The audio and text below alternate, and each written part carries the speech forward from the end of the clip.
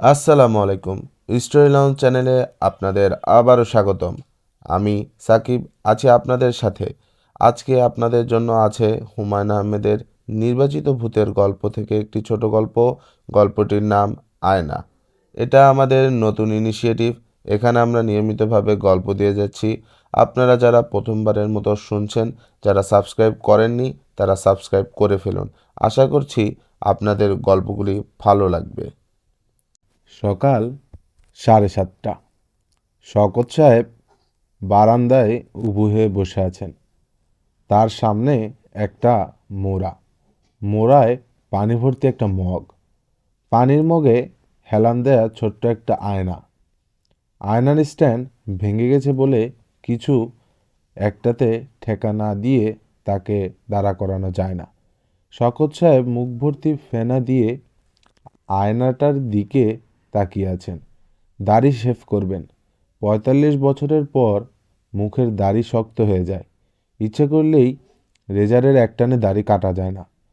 মুখে সাবান মেখে অপেক্ষা করতে হয়। একসময় দাড়ি নরম হবে, তখন কাটতে সুবিধা। দাড়ি নরম হয়েছে এ ব্যাপারে নিশ্চিত হবার পর শওকত সাহেব রেজার দিয়ে এক টান দিতেই তার গাল কেটে গেল। রকটক মনে হয় কেটেছে, গল গল করে রক্ত বের হচ্ছে। শওকত সাহেব এক হাতে গাল চেপে বসে আছেন। কিছুক্ষণ চেপে ধরা থাকলে রক্ত পড়া বন্ধ হবে। ঘরে স্যাভলন ট্যাভলন কিছু আছে কি না কে জানে। কাউকে ডেকে জিজ্ঞেস করতে ইচ্ছে করছে না। সকালবেলার সময়টা হলো ব্যস্ততার সময়, সবাই কাজে নিয়ে থাকে। কি দরকার বিরক্ত করে। এই 1 মাসে 4 বার গাল কাটল। আয়নাটাই সমস্যা করেছে। পুরনো আয়না, পাড়া নষ্ট হয়ে গেছে, কিছুতেই পরিষ্কার দেখা যায় না। একটা ছোট আয়না কেনার কথা তিনি তার স্ত্রী মনোয়ারকে কয়েকবার বলেছেন। মনোয়ারা এখনো কিনে উঠতে পারেনি। তার বোধহয় মনে থাকে না, মনে থাকার কথাও না। আয়নাটাও শওকত সাহেব একাই ব্যবহার করেন। বাসার সবাই ড্রেসিং টেবিলের বড় আয়না ব্যবহার করে। কাজেই হাত আয়নাটার যে পাড়া উঠে গেছে মনোয়ার তা জানার কথা না।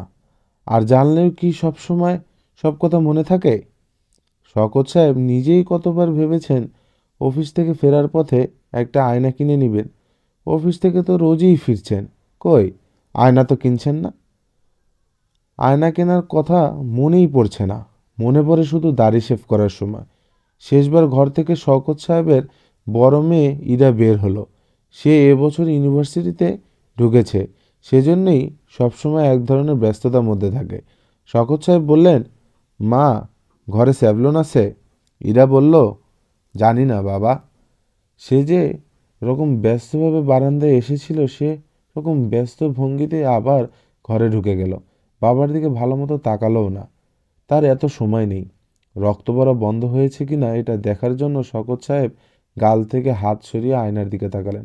আশ্চর্য কাণ্ড! আয়নাতে দেখা যাচ্ছে ছোট্ট একটা মেয়ে বসে আছে। আগ্রহ নিয়ে যে তার দিকে তাকিয়ে আছে। মেয়েটার গায়ে লাল ফুল আঁকা, সুতির একটা ফ্রক, খালি পা, মাথার চুল বেণি করা, দুদিকে দুটো বেণি ঝুলছে। দুটো বেণিতেও দু রঙের ফিতা, একটা লাল একটা সাদা। মেয়েটার মুখে গোল, চোখ দুটো বিষণ্ণ। মেয়েটা কে? শওকত সাহেব ঘাড় ঘুরিয়ে পেছন দিকে তাকালেন। তার ধারণা হলো হয়তো টুকটাক কাজের জন্যে বাচ্চা একটা কাজের মেয়ে রাখা হয়েছে। সে বারান্দায় তার পেছনে বসে আছে তিনি এতক্ষণ লক্ষ্য করেনি। বারান্দায় তার পেছনে কেউ নেই, পুরো বারান্দা ফাঁকা। তাহলে আয়নায় মেয়েটা এলো কোত্থেকে? শওকত সাহেব আবার আয়নার দিকে তাকালেন। ওই তো মেয়েটা বসে আছে।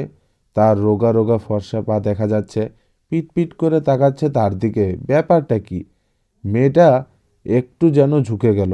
শওকত সাহেবকে অবাক করে দিয়ে মিষ্টি গলায় বলল, আপনার গাল কেটে গেছে, রক্ত পড়ছে। শওকত সাহেব আবার ঘাড় ঘুরিয়ে পেছন দিকে তাকালেন। না, কেউ নেই। তার কি মাথাটা খারাপ হয়ে যাচ্ছে?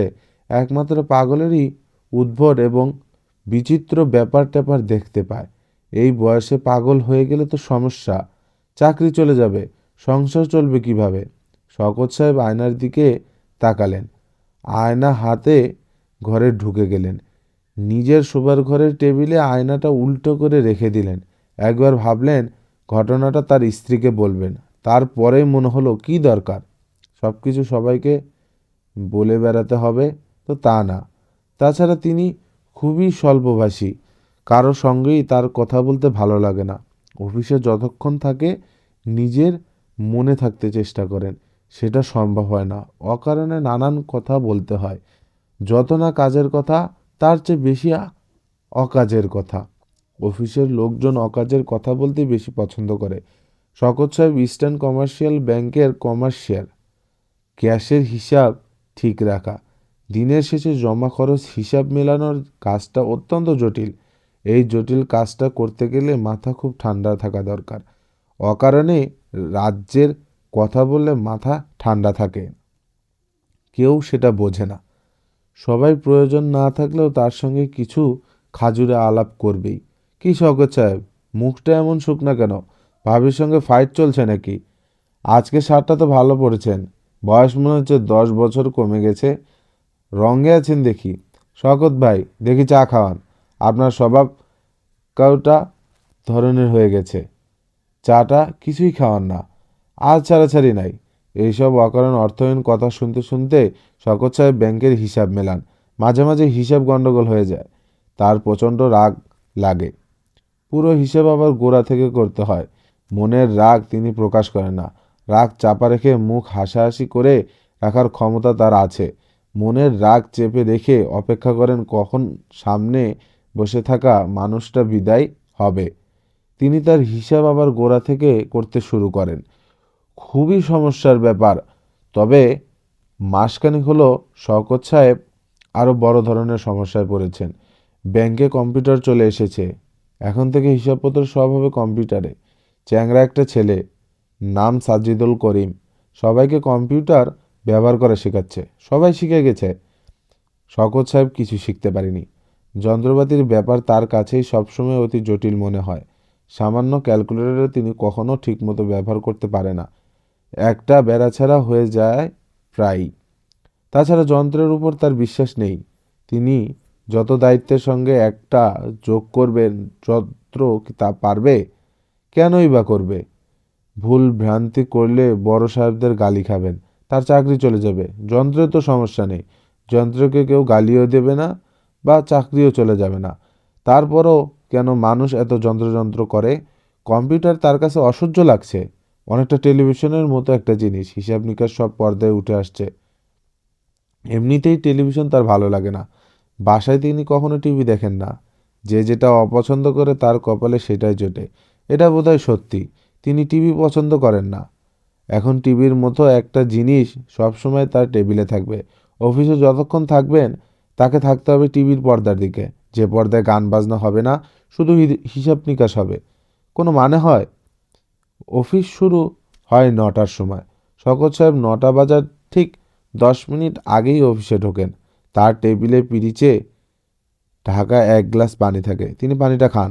তারপর 3বার কুলহু আল্লাহ পরে কাজকর্ম শুরু করেন। এটা তার নিত্যদিনের রুটিন। আজ অফিসে এসে দেখেন কম্পিউটারের চ্যাংড়া ছেলেটা সাজেদুল করিম তার টেবিলের সামনে চেয়ারে বসে ভুরু কুঁচকে সিগারেট টানছে। পিরিচে ঢাকা পানির গ্লাসটা খালি। সাজেদুল করিম খেয়েই ফেলেছে নিশ্চয়। সাজেদুল করিম শওকত সাহেবকে দেখে উঠে দাঁড়ালো, হাসি মুখে বলল, স্যার কেমন আছেন? ভালো আছি, আজ আপনার জন্য সকাল সকাল চলে এসেছি। ও আচ্ছা। জি, এম সাহেব খুব রাগারাগি করেছিলেন, আপনাকে কম্পিউটার শেখাতে পারছি না। আজ ঠিক করেছি সারাদিন আপনার সঙ্গেই থাকব। শওকত সাহেব শুকনো মুখে বললেন, আচ্ছা, আমরা চা খাই, চা খেয়ে শুরু করি, কি বলেন স্যার? শওকত সাহেব কিছু বললেন না, বেল টিপে বেয়ারাকে চা দিতে বললেন। সাজিদুল করিম হাসি হাসি মুখে বলল, গতকাল যা যা বলেছিলাম সেসব কি স্যার আপনার মনে আছে? শওকত সাহেবের কিছু মনে নেই, তবু তিনি হ্যাঁ সূচক মাথা নাড়লেন। একটা ছোটোখাটো ভাইবা হয়ে যাক। স্যার বলুন দেখি, মেগাবাইট ব্যাপারটা কি? মনে নাই। র্যাম কি সেটা মনে আছে? না। মনে না থাকলে নাই, এটা এমন কিছু জরুরি ব্যাপার না। মেগাবাইট র্যাম সবই হচ্ছে কম্পিউটারের মেমোরি একটা হিসাব। এক একজন মানুষের যেমন এক এক রকম স্মৃতিশক্তি থাকে, কম্পিউটারেরও তাই। কিছু কিছু কম্পিউটারের স্মৃতিশক্তি থাকে অসাধারণ, আবার কিছু কিছু কম্পিউটারের স্মৃতিশক্তি সাধারণ মানের। মেগাবাইট হচ্ছে স্মৃতিশক্তির একটা হিসাব। মেগা হলো 10⁶, আর বাইট হলো 10⁶ র্যাম হচ্ছে র্যান্ডম অ্যাক্সেস মেমোরি। স্যার বুঝতে পারছেন? শওকত সাহেব কিছুই বোঝেননি, তারপরেও বললেন বুঝতে পেরেছি। একটা জিনিস খেয়াল রাখবেন, কম্পিউটার হলো আয়নার মতো। আয়নার মতো? হ্যাঁ স্যার, আয়নার মতো। আয়নাতে যেমন হয়, আয়নার সামনে যা থাকে তাই আয়নাতে দেখা যায়, কম্পিউটারও তাই। কম্পিউটারকে আপনি যা দেবেন সে তাই আপনাকে নিজ থেকে বানিয়ে সে আপনাকে কিছু দেবে না, তার সেই ক্ষমতা নেই। বুঝতে পেরেছেন?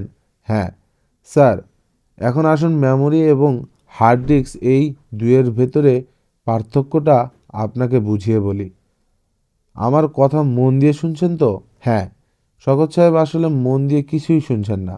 আয়নার কথায় তার নিজের আয়নাটার কথা মনে পড়ে গেছে। ব্যাপারটা কি? আয়নার ভেতরে ছোট মেয়েটা এলো কিভাবে? মেয়েটা কে? তার নাম কি? চোখ পিটপিট করে তার দিকে তাকাচ্ছিল। বেয়ারা চা নিয়ে আসছে। শওকত সাহেব চায়ের কাপে অন্যমনস্ক ভঙ্গিতে চুমুক দিচ্ছেন। সাজেদুল করিম বলল, স্যার। হ্যাঁ। আপনি কি কিছু নিয়ে চিন্তিত? না তো। তাহলে আসুন কম্পিউটারে ফাইল কিভাবে খুলতে হয় আপনাকে বলি। শুধু মুখে বললে হবে না, হাতে কলমে দেখাতে হবে। হার্ড ডিস্ক হলো আমাদের ফাইলিং ক্যাবিনেট। সব ফাইল আছে হার্ড ডিস্কে। সেখান থেকে একটা বিশেষ ফাইল কিভাবে বের করব? বিকেল 4টা পর্যন্ত শওকত সাহেব কম্পিউটার নিয়ে ঘটঘট করলেন। লাভের মধ্যে লাভ হলো তার মাথা ধরে গেল। প্রচণ্ড মাথা ধরল। সাজেদুল করিমকে মাথা ধরার ব্যাপারটা জানাতে দিলেন না। বেচারা এত আগ্রহ করে বেড়াচ্ছে। তার ভাবভঙ্গি থেকে মনে হচ্ছে কম্পিউটারের মতো সহজ কিছু পৃথিবীতে তৈরি হয় না। স্যার, আজ এই পর্যন্ত থাক, কাল আবার নতুন করে শুরু করব। আচ্ছা। অফিস থেকে বেরোবার আগে জিএম সাহেব শওকত সাহেবকে ডেকে পাঠালেন। শওকত সাহেবের বুক কেঁপে উঠল। জিএম সাহেবকে তিনি কম্পিউটারের মতোই ভয় পান, যদিও ভদ্রলোক অত্যন্ত মিষ্টিভাষী, হাসি মুখ ছাড়া কথাই বলতে পারে না। জিএম সাহেব ঘরে ঢুকতেই তিনি হাসি মুখে বললেন, কেমন আছেন শওকত সাহেব? জি স্যার, ভালো। বসুন, দাঁড়িয়ে আছেন কেন? শওকত সাহেব বসলেন। তার বুক কাঁপছে, পানির পিপাসায় পেয়ে গেছে। আপনার কি শরীর খারাপ? জি না স্যার। দেখে অবশ্যই মনে হচ্ছে শরীর খারাপ। যাই হোক, কম্পিউটার শেখার কতদূর হলো? শওকত সাহেব কিছু বললেন না, মাথা নিচু করে বসে রইলেন। জিএম সাহেব বললেন, আমি সাজেদুল করিমকে গতকাল কঠিন বকা দিয়েছি। তাকে বলেছি, তুমি কেমন ছেলে, সামান্য একটা জিনিস শওকত সাহেবকে শেখাতে পারছো না। তার দোষ নেই স্যার, সে চেষ্টার ত্রুটি করছে না। আসলে আমি শিখতে পারছি না। পারছেন না কেন? বুঝতে পারছি না স্যার। কম্পিউটার তো হলো আজ ছেলে খেলা। 7-8 বছরের বাচ্চারা কম্পিউটার দিয়ে খেলা খেলছে। আপনি পারবেন না কেন? আপনাকে তো পারতেই হবে। পুরোনো দিনের মতো কাগজ কলমে বসে বসে হিসাব করবেন আর মুখে বিড়বিড় করবেন, হাতে আছে 5। তা তো হবে না। আমাদের যুগের সঙ্গে তাল মিলিয়ে চলতে হবে। যা হবে সব কম্পিউটার হবে। জি স্যার। নতুন টেকনোলজি যারা নিতে পারবে না, তাদের তো আমাদের প্রয়োজন নেই। ডারউইনের সেই theory, survival for the fittest, বুঝতে পেরেছেন? জি স্যার। আচ্ছা, আজ যান, চেষ্টা করুন ব্যাপারটা শিখে নিতে। এটা এমন কিছু না, আপনার নিজের ভেতরেও শেখার চেষ্টা থাকতে হবে। আপনি যদি ধরেই নেন কোনো দিন শিখতে পারবো না, তাহলে তো কোনো দিনই শিখতে পারবেন না, ঠিক না? জি স্যার, ঠিক। আচ্ছা, আজ তাহলে যান। বেরোবার সময় তিনি দরজায় ধাক্কা খেলেন। ডান চোখের উপর কপাল সুপুরির মতো ফুলে উঠল। মাথা ধরাটা আবারও বাড়ল। শওকত সাহেব মাথা ধরা নিয়ে বাসায় ফিরলেন। বাসা খালি, শুধু কাজের বুয়া আছে। বাকি সবাই নাকি বিয়ে বাড়িতে গেছে। ফিরতে রাত হবে, আবার না ফেরার সম্ভাবনাও আছে। কার বিয়ে শওকত সাহেব কিছুই জানেন না, তাকে কেউ কিছু বলেনি, বলার প্রয়োজন মনে করেনি। তিনি হাত মুখ ধুয়ে বারান্দায় ইজি চেয়ারে চোখ বন্ধ করে বসে রইলেন। এতে যদি মাথা ধরাটা কমে। ইদানিং তার ঘন ঘন মাথা ধরছে। চোখ আরও খারাপ করছে কি না কে জানে। চোখের ডাক্তারের কাছে একবার গেলে হয়, যেতে ইচ্ছে করছে না। ডাক্তারের কাছে যাওয়া মানেই টাকার খেলা। ডাক্তারের ভিজিট, নতুন চশমা, নতুন ফ্রেম। কাজের বুয়া তাকে নাস্তা দিয়ে গেল। একটা পিরিচে কয়েক টুকরা পেঁপে, আধবাটি মুড়ি এবং সরপরা চা। পেঁপেটা খেতে তিতা তিতা লাগলো। মুড়ি মিয়েই গেছে। দাঁতের চাপে রবারের মতো চ্যাপ্টা হয়ে যাচ্ছে। তার প্রচণ্ড খিদে লেগেছিল। তিনি তিতা পেঁপে এবং মিয়ানো মুড়ি সবটা খেয়ে ফেললেন। চা খেলেন। গরম চা খেলে মাথা ধরাটা কমবে ভেবেছিলেন। কোমল না, কারণ চা গরম ছিল না। এই কাজের বুয়া গরম চা বানানোর কায়দা জানে না। তার চা সবসময় হয় কুসুম গরম। শওকত সাহেব মাথা ধরার ট্যাবলেটের খোঁজে শোবার ঘরে ঢুকলেন। টেবিলের ড্রয়ারে প্যারাসিটামল টেবল থাকার কথা, কিছুই পাওয়া গেল না। ড্রয়ারের ভেতরে হাত আয়নাটা ঢুকানো। মনোয়ারা নিশ্চয়ই রেখে দিয়েছে। আচ্ছা, আয়নার ভেতর মেয়েটা কি এখনো আছে? শওকত সাহেব আয়না হাতে নিলেন। অস্বস্তি নিয়ে তাকালেন। আশ্চর্য, মেয়েটা তো আছে। আগেরবার বসেছিল, এখন দাঁড়িয়ে আছে। আগের ফ্রকটাই গায়ে। মেয়েটা খুব সুন্দর, গোল মুখ, মায়া মায়া চেহারা। বয়স কত হবে? 11-12 বেশি না, কমও হতে পারে। মেয়েটার গলায় নীল পুঁতির মালা। মালাটা আগে কখনো লক্ষ্য করেনি। শওকত সাহেব নিচু গলায় বললেন, তোমার নাম কি? মেয়েটা মিষ্টি গলায় বলল, চিত্রলেখা। বাহ, সুন্দর নাম। মেয়েটা লাজুক ভঙ্গিতে হাসলো। শওকত সাহেব তার কি বলবেন ভেবে পেলেন না। মেয়েটাকে আর কি বলা যায়? আয়নার ভিতর সে এলো কি করে, এটা কি জিজ্ঞেস করবেন? প্রশ্নটা মেয়েটার জন্য জটিল হয়ে যাবে না তো? জটিল প্রশ্ন জিজ্ঞেস করে লাভ নেই। তিনি কিছু জিজ্ঞেস করার আগে মেয়েটা বলল, আপনার কপালে কি হয়েছে? ব্যথা পেয়েছি। জিএম সাহেবের ঘর থেকে বের হবার সময় দরজায় ধাক্কা খেলাম। খুব বেশি ব্যথা পেয়েছেন? খুব বেশি না। তুমি কোন ক্লাসে পড়ো? আমি পড়ি না। স্কুলে যাও না? হুম। আয়নার ভেতর তুমি এলে কি করে? তাও জানি না। তোমার বাবা মা তারা কোথায়? জানি না। তুমি কি একা থাকো? হুম। শওকত সাহেব লক্ষ্য করলেন মেয়েটা কেঁপে কেঁপে উঠেছে। বুকের উপর দুটো হাত আড়াআড়ি করে রাখা। মনে হয় তার শীত লাগছে। অথচ একটা চৈত্র মাস। শীত লাগার কোনো কারণ নেই। তিনি নিজে গরমে সিদ্ধ হয়ে যাচ্ছেন। মাথার উপর ফ্যান ঘুরছে, তার বাতাসটা পর্যন্ত গরম। কাঁপছো কেন? শীত লাগছে নাকি? হুম, এখানে খুব শীত। তোমার কি গরম কাপড় নাই? না। তোমার এই একটাই জামা? হুম। আমাকে তুমি চেনো? চিনি। আমি কে বলো তো? তা বলতে পারি না। আমার নাম জানো? আপনি তো আপনার নাম বলেননি, জানবো কিভাবে?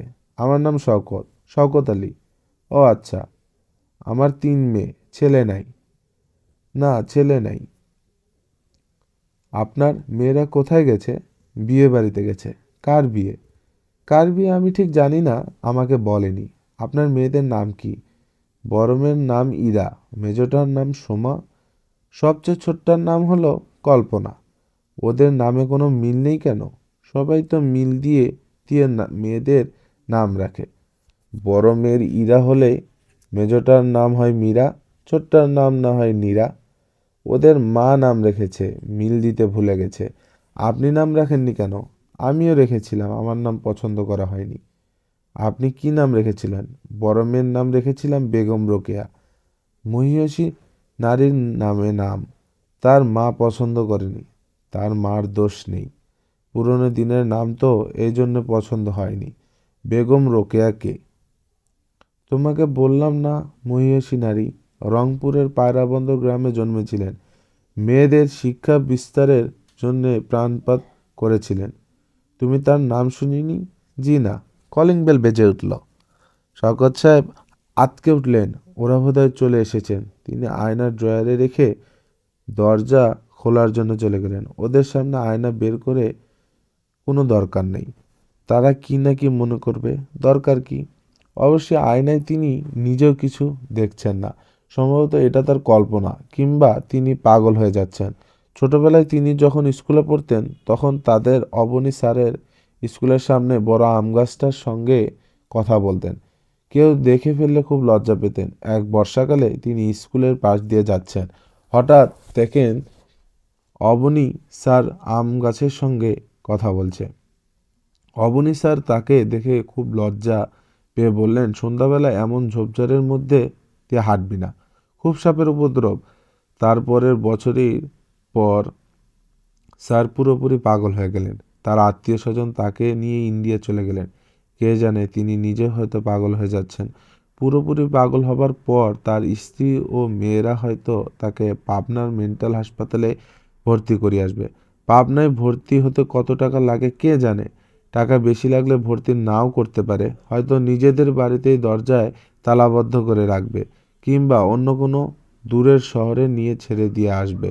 পাগল পুষতে না পারলে দূরে ছেড়ে দিয়ে আসতে হয়, এতে দোষ হয় না। পাগল তো আর মানুষ না, তারা বোধশক্তি জন্তুর মতোই। মনোয়ারা বিয়ে বাড়ির থেকে মেয়েদের নিয়ে ফেরেনি। মেজ মেয়ের মাস্টার এসেছে। শওকত সাহেব বললেন, ওরা কেউ বাসায় নেই, বিয়ে বাড়িতে গেছে। আপনি বসেন, চা খান। মাস্টার সাহেব বললেন, আচ্ছা, এক কাপ চা খেয়েই যাই। শওকত সাহেব বুয়াকে চায়ের কথা বলে এসে শুকনো মুখে মাস্টারের সামনে এসে বসে রইলেন। তার মেজাজ একটু খারাপ হলো। মাস্টারের চা খাওয়া শেষ না হওয়া পর্যন্ত সামনে বসে থাকতে হবে, টুকটাক কথা বলতে হবে। কি কথা বলবেন? মাস্টার সাহেব বললেন, আপনার গালে কি হয়েছে? দাড়ি শেভ করতে গিয়ে গাল কেটে গেছে। আয়নাটা খারাপ, ভালো দেখা যায় না। নতুন একটা কিনে নেন না কেন? ইরার মাকে বলেছি, ও সময় করতে পারে না। আপনার ছাত্রী পড়াশোনা কেমন করছে? ভালো, ম্যাথে একটু উইক। আপনি কি শুধু ম্যাথ পড়ান? আমি সায়েন্স সাবজেক্ট সবই দেখাই, ফিজিক্স, কেমিস্ট্রি। বুয়া চা নিয়ে এসেছে। শুধু চা না, পিরিচে পেঁপে এবং মুড়ি। মাস্টার সাহেব আগ্রহ করে তিতা পেঁপে এবং মিয়ানো মুড়ি খাচ্ছেন। প্রাইভেট মাস্টাররা যে কোনো খাবার আগ্রহ করে খায়। শওকত সাহেব কথা বলার আর কিছু পাচ্ছেন না। একবার ভাবলেন আয়নার ব্যাপারটা নিয়ে কথা বলবেন, নিজেকে সামলালেন। কি দরকার? মাস্টার সাহেব, জি। আপনি তো সায়েন্সের টিচার। আয়নাতে যে ছবি দেখা যায়, কিভাবে দেখা যায়? আলো অবজেক্ট থেকে আয়নাতে পড়ে, সেখান থেকে প্রতিফলিত হয়ে ফিরে আসে। শওকত সাহেব ইতস্তত বোধ করলেন। কোনো বস্তু যদি আয়নার সামনে না থাকে, তাহলে তো তার ছবি দেখার কোনো কারণ নেই, তাই না? মাস্টার সাহেব খুবই অবাক হলেন। তা তো বটেই। এটা জিজ্ঞেস করছেন কেন? এমনি জিজ্ঞেস করছি, কোনো কারণ নেই। কথার কথা, কিছু মনে করবেন না। শওকত সাহেব খুবই লজ্জা পেয়ে গেলেন। পরদিন অফিসে যাবার সময় শওকত সাহেব আয়নাটা খবরের কাগজে মুড়ে সঙ্গে নিয়ে গেলেন। কেন নিলেন নিজেও ঠিক জানে না। অফিসের ড্রয়ারে আয়না রেখে সাজেদুল করিমের সঙ্গে কম্পিউটার নিয়ে খটখট করতে লাগলেন। কিভাবে উইন্ডো খুলে সেখান থেকে সিস্টেম ফোল্ডার বের করতে হয়, ডাটা এন্ট্রি, ডাটা প্রসেসিং, 14 রকম যন্ত্রণা। তিনি মুগ্ধ হলেন ছেলেটার ধৈর্য দেখে। তিনি যেসব গুবলেট করে দিচ্ছেন তার জন্য সাজেদুল করিম একটুও রাগ হচ্ছে না। একই জিনিস বারবার করে বলছে, এমনভাবে কথা বলছে তিনি বয়স্ক একজন মানুষ না, বাচ্চা একটা ছেলে। সাজেদুল করিম বলল, স্যার আসুন আমরা একটু রেস্ট নেই, চা খাই, তারপর আবার শুরু করব। শওকত সাহেব বললেন, আমাকে দিয়ে আসলে কিছু হবে না, বাদ দাও। বাদ দিলে চলবে কি করে স্যার? কম্পিউটার চলে এসেছে, এখন তো আর আপনি লম্বা লম্বা যোগ বিয়োগ করতে পারবেন না। ব্যালেন্স শিট তৈরি হবে কম্পিউটারে। শওকত সাহেব ক্লান্ত গলায় বললেন, আমি পারবো না। যারা পারবে তারা করবে। চাকরি ছেড়ে দেব। কি যে বলেন স্যার, চাকরি ছেড়ে দেবেন মানে? চাকরি ছাড়লে খাবেন কি? আপনি মোটেই ঘাবড়াবেন না, আমি আপনাকে কম্পিউটার শিখিয়ে ছাড়ব। আমার সাংঘাতিক জেদ। চা খেতে খেতে শওকত সাহেব ছেলেটার সঙ্গে কিছু গল্পও করলেন। গল্প করতে খারাপ লাগলো না, তবে এই ছেলে কম্পিউটার ছাড়া কোনো গল্প জানে না। কোনো এক ভদ্রলোক তার কিছু জরুরি ডেটা ভুল করে ইংরেজি করে ফেললেন, প্রায় মাথা খারাপ হবার মতো জোগাড়। সেই ডাটা কিভাবে উদ্ধার হলো তার গল্প সে এমনভাবে করলো যেন একটা এক রোমহর্ষক গল্প। বুঝলেন স্যার, দুটো প্রোগ্রাম আছে যা দিয়ে ট্রেস স্ক্যান এ ফেলে দেওয়া ডাটা উদ্ধার করা যায়। একটা প্রোগ্রামের নাম নটন ইউটিলিটিস, আরেকটার নাম কমপ্লিট আনডিলিট। খুবই চমৎকার প্রোগ্রাম। শওকত সাহেব কিছুই বুঝলেন না, তবু মাথা নাড়লেন যেন তিনি বুঝতে পেরেছেন। চা শেষ হওয়ার পর সাজেদুল করিম বলল, স্যার আসুন বিসমিল্লাহ বলে লেগে পড়ি। শওকত সাহেব কিছুই বুঝলেন না, তবু মাথা নাড়লেন যেন বুঝতে পেরেছেন। চা শেষ হওয়ার পর সাজেদুল করিম বলল, স্যার আসুন বিসমিল্লাহ বলে লেগে পড়ি। শওকত সাহেব লজ্জিত গলায় বললেন, আজ থাক, আজ আর ভালো লাগছে না। জিএম সাহেব শুনলে আবার রাগ করবেন। রাগ করলে করবে, কি আর করা। আমাকে দিয়ে কম্পিউটার হবে না, শুধু শুধু তুমি কষ্ট করছো। আমার কোনো কষ্ট হচ্ছে না। ঠিক আছে, আজ আপনি রেস্ট নিন, কাল আবার আমরা শুরু করব। আমি তাহলে স্যার আজকে যাই। একটা জিনিস দেখতো। শওকত সাহেব ড্রয়ার থেকে খবরের কাগজ মোড়া আয়না বের করলেন। খুব সাবধানে কাগজ সরিয়ে আয়না বের করলেন। সাজিদুল করিমের হাতে আয়নাটা দিয়ে বললেন, জিনিসটা একটু ভালো করে দেখো তো। জিনিসটা কি? একটা আয়না। সাজিদুল করিম ঘুরিয়ে ফিরিয়ে আয়না দেখল। শওকত সাহেব কৌতূহলী গলায় বললেন, দেখলে? সাজিদুল করিম বিস্মিত হয়ে বললাম, দেখলাম। কি দেখলে বলো তো? পুরনো একটা আয়না দেখলাম। পাড়া নষ্ট হয়ে গেছে। আর তো কিছু দেখলাম না। আর কিছু কি দেখার আছে? না, আমার শখের একটা আয়না। শওকত সাহেব আয়নাটা কাগজে মুড়তে শুরু করলেন। সাজিদুল করিম এখনও তার দিকে বিস্মিত চোখে তাকিয়ে আছে। শওকত সাহেবের মনে হলো তিনি ছোটবেলায় অবনী স্যারকে গাছের সঙ্গে কথা বলতে দেখে এইভাবেই বোধহয় তাকিয়েছিলেন। সাজিদুল করিম চলে যাওয়ার পর তিনি তার ঘরের দরজা বন্ধ করে দিলেন। আয়নাটা বের করলেন। ওই তো মেয়েটাকে দেখা যাচ্ছে। মেয়েটাকে কেমন দুঃখী দুঃখী লাগছে। শওকত সাহেব মৃদু গলায় বললেন, কেমন আছো চিত্রলেখা? ভালো। তোমার মুখটা এমন শুকনো লাগছে কেন? মন খারাপ। মন খারাপ কেন? একা একা থাকি তো এই জন্য মন খারাপ। মাঝে মাঝে আমার ভয়ও লাগে। কিসের ভয়? জানি না কিসের ভয়। এটা কি আপনার অফিস? আপনার টেবিলের উপর এটা কি? বক্সের মতো। এটা হচ্ছে একটা কম্পিউটার। IBM computer. কম্পিউটারটা কি? একটা যন্ত্র, হিসাব নিকাশ করে। আচ্ছা শোনো চিত্রলেখা, তোমার বাবা মা আছেন? জানি না তো। তুমি আজ কিছু খেয়েছো? না। তোমার খিদে লেগেছে? তুমি যেখানে থাকো সেখানে কোনো খাবার নেই? না। জায়গাটা কেমন? জায়গাটা কেমন জানি না, তবে খুব শীত। শওকত সাহেব দেখলেন মেয়েটা শীতে কাঁপছে। পাতলা সুতির জামায় শীত মানছে না। তিনি কি করে বুঝতে পারলেন না এই শীতার্ত ও ক্ষুধার্ত মেয়েটার জন্যে তিনি কী বা করতে পারেন? তিনি দীর্ঘ নিঃশ্বাস ফেলে আয়নাটা কাগজে মুড়ে ড্রয়ারে রেখে দিলেন। তার নিজের খিদেও লেগেছে। বাসা থেকে টিফিন ক্যারিয়ার করে খাবার এনেছে। কোনো উপায় কি আছে মেয়েটাকে খাবার দেওয়ার? আরে কি আশ্চর্য! তিনি এসব কি ভাবছেন? আয়না যা দেখছেন সেটা মনের ভুল ছাড়া আর কিছুই না। এটাকে গুরুত্ব দেওয়ার কোনো মানেই হয় না। আসলে আয়নাটা তার দেখাই উচিত না। তিনি টিফিন ক্যারিয়ার নিয়ে অফিস ক্যান্টিনে খেতে গেলেন, কিন্তু খেতে পারলেন না। বারবার মেয়েটার শুকনো মুখ মনে পড়তে লাগলো। তিনি হাত ধুয়ে উঠে পড়লেন। বাসায় ফিরতে ফিরতে তার সন্ধ্যা হয়ে গেল। সাধারণ অফিস থেকে তিনি সরাসরি বাসায় ফেরেন। আজ একটু ঘুরলেন। সোহরাওয়ার্দী উদ্যানে বেঞ্চিতে বসে রইলেন। তার ভালোই লাগলো। ফুরফুরে বাতাস দিচ্ছে, চারদিকে গাছপালা। কেমন শান্তি শান্তি ভাব। দুপুরে কিছু খাননি বলে খিদেটা এখনও জানান দিচ্ছে। বাদামওয়ালা বুট বাদাম বিক্রি করছে। এক ছটাক বাদাম কিনে ফেলবেন নাকি? কত দাম এক ছটাক বাদামের? তিনি হাত উঁচিয়ে বাদামওয়ালাকে ডাকলেন। তারপরেই মনে হলো বাচ্চা একটা মেয়ে না খেয়ে আছে। তার মনটা খারাপ হয়ে গেল। বাদাম না কিনেই তিনি বাসার দিকে রওনা হলেন। বাসায় ফেরা মাত্র তাকে নাস্তা দেওয়া হলো। তিতা পেঁপের টুকরা মিয়ানো মুড়ি। মনে হয় অনেকগুলো তিতা পেঁপে কিনা আছে এবং টিন ভর্তি মিয়ানো মুড়ি আছে। এগুলো শেষ না হওয়া পর্যন্ত তাকে খেতেই হবে। ঘরের ভিতরে তাকে হারমোনিয়ামের শব্দ আসছে। অপরিচিত একজন মানুষ নাকি গলায় সারেগামা করছে। ইরার গলাও পাওয়া যাচ্ছে।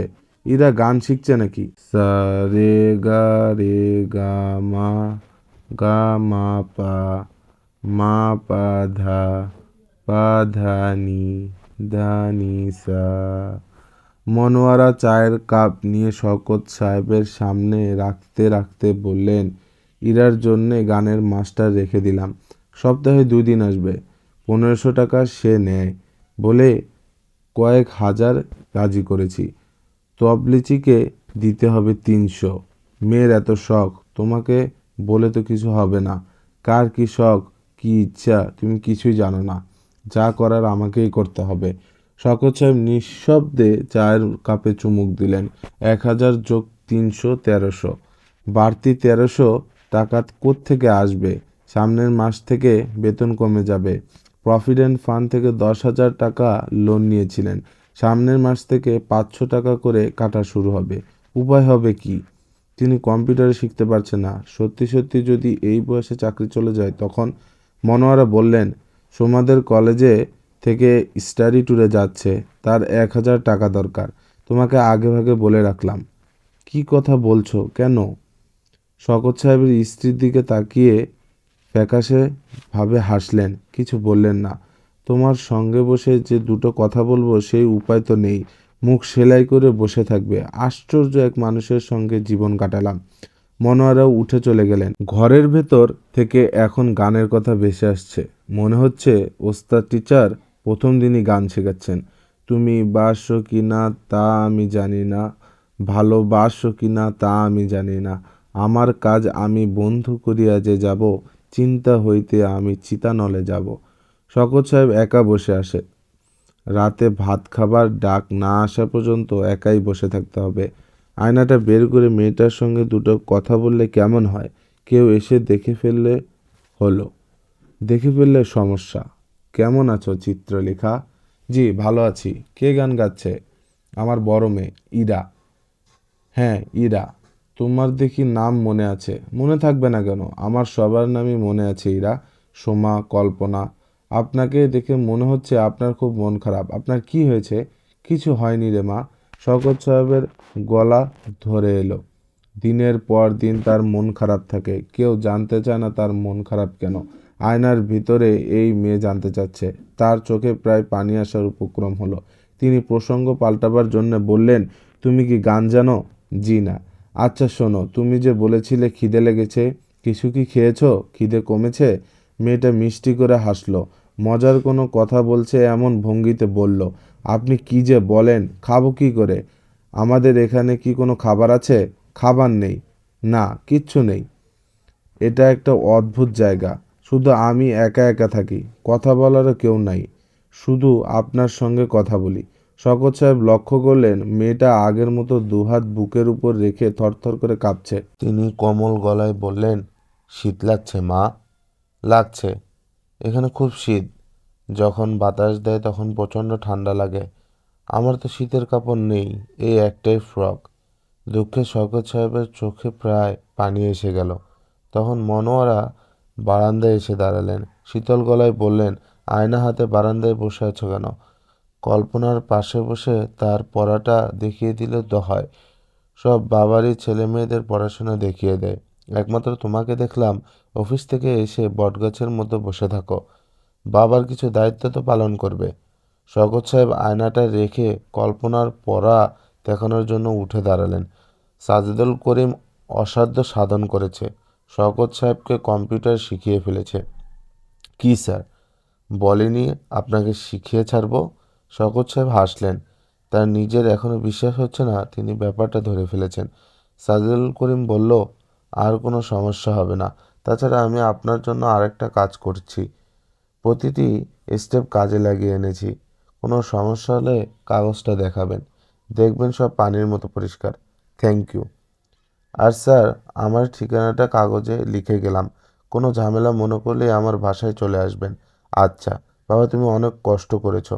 আপনার অবস্থা থেকে আমার স্যার মনটা খারাপ হয়েছিল। রাতে দেখি ঘুম আসে না, তখন একের পর এক স্টেপগুলো কাগজে লিখলাম। সারা রাত চিন্তা করলাম কিভাবে বুঝালে আপনি বুঝবেন। শওকত সাহেবের চোখে প্রায় পানি আসার উপক্রম। তিনি ভেবে পেলেন না এরকম অসাধারণ ছেলে পৃথিবীতে এত কম জন্মায় কেন। স্যার আমি যাই, জিএম সাহেবকে বলে যাচ্ছি আপনি সব শিখে ফেলেছেন, আর কোনো সমস্যা নেই। আরেকটা কথা স্যার, কম্পিউটারকে ভয় পাবেন না, তাকে ভয় পাবার কিছু নেই। কম্পিউটার হচ্ছে সামান্য একটা যন্ত্র, এর বেশি কিছু না। শওকত সাহেবের চোখে এইবার সত্যি সত্যি পানি চলে এলো। ছেলেটা এমন চোখে পানি দেখতে না পায়, সে যেন অন্যদিকে তাকিয়ে রইলেন। মনে মনে ঠিক করলেন আজ অফিস থেকে ফেরার পথে ছেলেটার জন্য একটা উপহার কিনবেন। দামি কিছু না, সেই সামর্থ্য তার নেই, তবু কিছু কিনে তার বাসায় গিয়ে তাকে দিয়ে আসবেন। একটা কলম বা এই জাতীয় কিছু। শ দুয়েক টাকা মধ্যে কলম না পাওয়া গেলেও সুন্দর কিছু গোলাপ। তার সঙ্গে 500 টাকা আছে, টেবিলের ড্রয়ারে খামারের ভেতরে রাখা। শওকত সাহেব 175 টাকা দিয়ে একটা ওয়াটারম্যান কলম কিনলেন। তারপর কোনো কিছু না ভেবেই চিত্রলেখার জন্য একটা সোয়েটার কিনে ফেললেন। গরমের সময় বলেই ভালো ভালো সোয়েটার সস্তায় বিক্রি হচ্ছিল। সোয়েটার কিনতে 340 টাকা খরচ হয়ে গেল। সাদা জমিনের উপর নীল ফুল আঁকা, সিনথেটিক উল, দোকানদার বলল, সিনথেটিক হলেও আসল উলের বাবা। শুধু সোয়েটার গায়ে দিয়েই তন্দ্রা অঞ্চলে বরফ চায়ের উপর শুয়ে থাকা যায়। শওকত সাহেব জানেন সোয়েটার কোনটা তার জন্য খুবই বোকামি হয়েছে। চিত্রলেখাকে এই সোয়েটার তিনি কখনো দিতে পারবে না, কারণ চিত্রলেখা বলে কেউ নেই। পুরো ব্যাপারটা তার মাথার অসুস্থ কোনো কল্পনা। সংসারের দুঃখ ধান্দায় তার মাথা এলোমেলো হয়ে যাচ্ছে বলে এসব হাবিজাবি দেখছেন। তারপরে মনে হলো মেয়েটা দেখবে জিনিসটা তার জন্য কেনা হয়েছে, বেচারি খুশি হবে। সাজুল করিম তিনি বাসায় পেলেন না। দরজা তালাবদ্ধ। দরজার ফাঁক দিয়ে তিনি কলমটা ঢুকিয়ে দিলেন। তার মনে হলো ভালোই হয়েছে। সাজুল করিম জানল না উপহার কে দিয়েছে। মানুষের সবচেয়ে ভালো লাগে অজানা কোনো জায়গা থেকে উপহার পেতে। শওকত সাহেব গভীর আনন্দ নিয়ে বাসায় ফিরলেন। আজকের পেঁপে খেতে আগের মতো তিতা লাগলো না। চাটাও খেতে ভালো হয়েছে। তিনি মনোয়ারকে আরেক কাপ চা দিতে বলে ড্রয়ার থেকে আয়না বের করতে গেলেন। আয়না পাওয়া গেল না। ড্রয়ারে নেই, টেবিলের উপরে নেই, বাথরুমেও নেই, বারান্দায় নেই। তিনি পাগলের মতো আয়না খুঁজছেন। মেয়েরা কেউ আয়না নিয়েছে? তিনি মেয়েদের ঘরে ঢুকে টেবিলের বইপত্র এলোমেলো করতে শুরু করলেন। ইরা বলল, বাবা তুমি কি খুঁজছো? আয়নাটা খুঁজছি। আমার একটা হাত আয়না ছিল না? ওই আয়নাটা। ওই আয়নায় তুমি কোথাও খুঁজে পাবে না। মা তোমার জন্য নতুন আয়না কিনেছে, ওটা ফেলে দিয়েছে। শওকত সাহেব হতভম্ব গলায় বললেন, এসব কি বলছিস? কোথায় ফেলেছে? পুরোনো একটা আয়না ফেলে দিয়েছে? তুমি এরকম করছো কেন বাবা? শওকত সাহেব বিড়বিড় করে কি যেন বললেন, কিছু বোঝা গেল না। ইরা ভয় পেয়ে তার মাকে ডাকলো।